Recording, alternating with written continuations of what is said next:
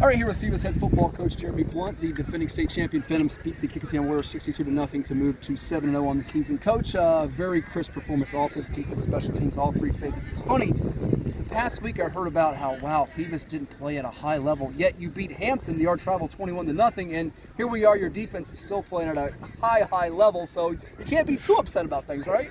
No, but when it's all said and done, man, I mean, even when you're going into those bigger games, in a rivalry game, we don't care. You can throw records out the window at that point. You know, we're very familiar with one another, and it's not hard to get up for one another. I think Hampton did a better job last week getting up for us, where we didn't show that same respect. And on the field, they earned that respect. So, you know, our focus in practice this week was all about just reestablishing ourselves mentally. The physical part is there, the physical component is there, but it was just a mental approach this week. Yeah, I never think it left Phoebus having that people circle that game and people get up for you, but I think winning the state championship adds that to it.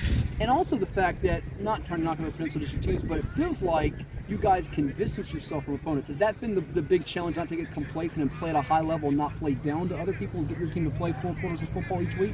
Oh, no doubt about it, man. I mean, it's football when it's all said and done, so it doesn't matter who your opponent is. I mean, if you decide to overlook them, they'll come out and they'll hit you in your face, and they'll knock you down and they'll keep you down. So, I mean, you got to respect the process and respect the game, man. So that has been a focal point of ours, and when we handle it well, we perform well. When we're a little complacent, it shows, and, you know, we're a little disappointed at the end of the game. But the boys have held true.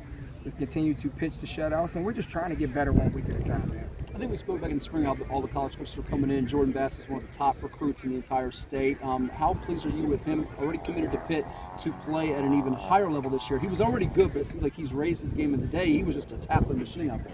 One thing I'm going to say about the team in general before I touch with Jordan, and because it's going to speak to Jordan's character as well, it's a deep group of guys that can perform well and put the ball in the end zone.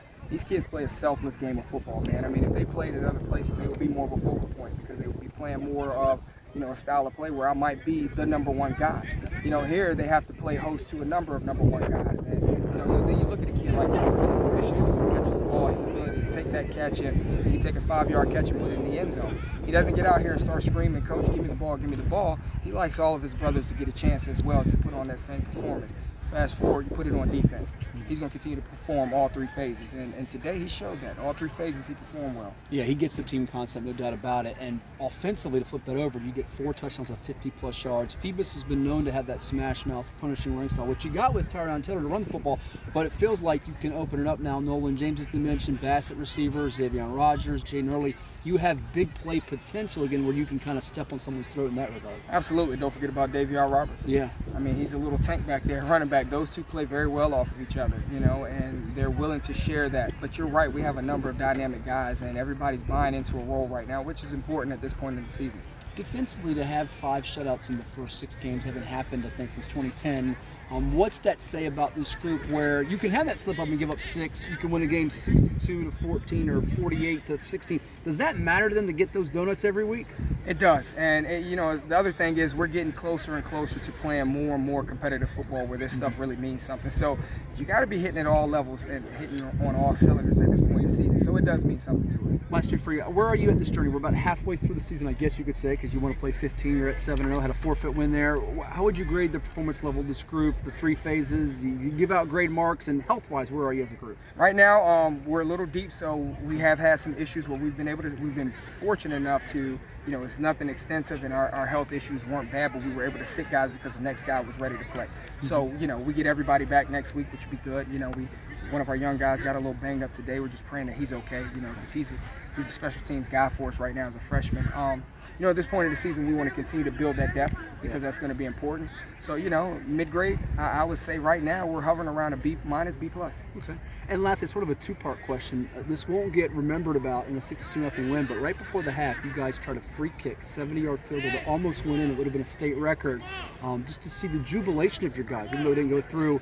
How much is that camaraderie and chemistry going to be something that you continue to remind this group that's going to get us back to where we want to go as you have some potentially competitive games coming up? You haven't played a game within 3 scores. Woodside Friday night, we know that Oscar Smith game is being circled the last Saturday there in the regular season, November the 5th. Well, I'll tell you what, man, we practice situational football every single day in practice. So when we get a chance to do something that we practice on a regular basis, you know, the kids get excited about it. I know the stands were looking like, what are they doing? People don't know the rule. They didn't understand it. Yeah. You know, we've been practicing this thing since I was a player here at Phoebus High School. So I talked to Coach Van Dyke. You know, he's been doing this thing 30 plus years. He and Coach King. And, you know, I looked at both of them and I said, hey guys, you know, you guys have never lined up and done this. And they both started laughing. So it was fun. And he was close. He almost hit it. So I enjoyed watching them get up and support one another. Coach Van Dyke would have been doing laps over the field here if he got that done. Well, congrats on the win, and we'll see you soon. Thanks so much. Thank you. Appreciate it.